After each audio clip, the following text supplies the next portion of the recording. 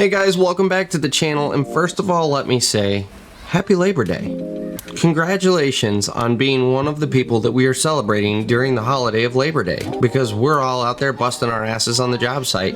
So I hope you enjoyed yourself. I hope you cracked a nice cold beer this past weekend, enjoyed spending some time with the family. I hope you genuinely enjoyed yourself. And today I wanted to do kind of a special down and dirty because I want to talk about us. Those who labor out in the skilled trades, who bust our asses for work. As you guys know on my channel, I talk all the time about just the mentality towards the skilled trades, how the world is just jacked up right now, how we push everyone into college, we push everyone into white collar jobs, and if you don't make it in those industries, well, that must mean you're a failure. And I'm sorry, that's totally wrong.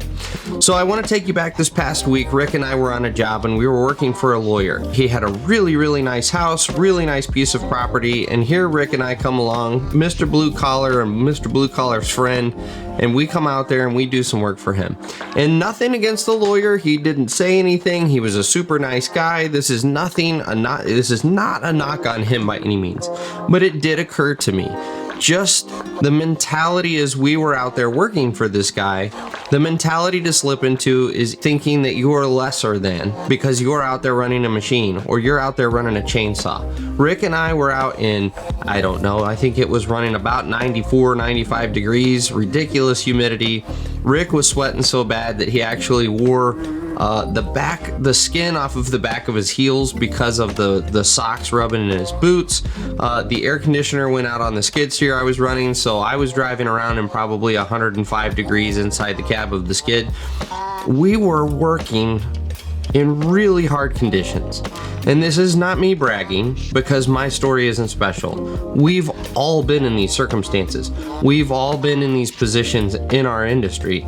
And what I kept coming back to is this mentality that are we somehow beneath this lawyer or doctor or other white collar person that we've been contracted by to come out and do work on their property? Are we one of the help?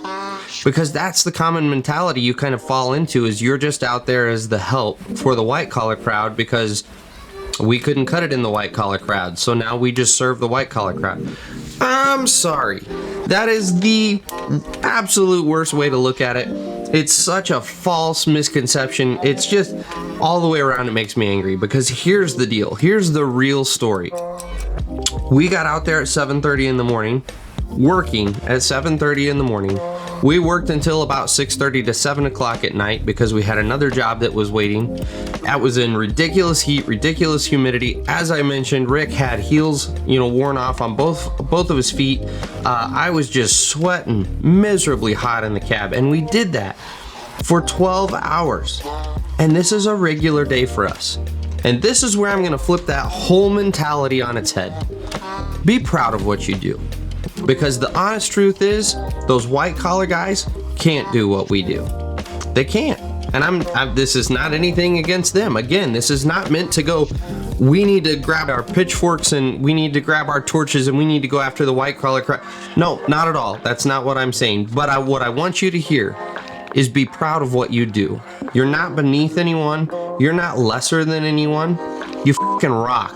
Because you're able to do something that probably 85 to 90% of the population are physically unable to do.